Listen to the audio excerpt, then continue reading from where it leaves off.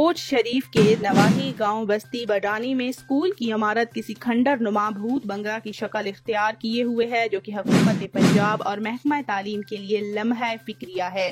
اسی حوالے سے ملاحظہ کرتے ہیں ABC نیوز کے اینکر پرسن سلمان الحسن کی رپورٹ۔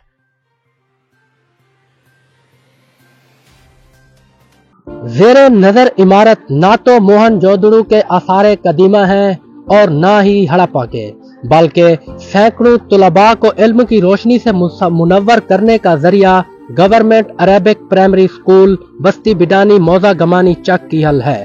اس کی آغوش میں سینکڑوں طلباء علم کی دولت سے بہرہ مند ہوئے اور ملک و قوم کی خدمت کے لیے کوشاں ہیں، لیکن اب محکمہ تعلیم کی عدم توجہی کا شکار اور سٹاف نہ ہونے کی وجہ سے یہ درس گاہ آہستہ آہستہ اوتاق میں تبدیل ہو رہی ہے۔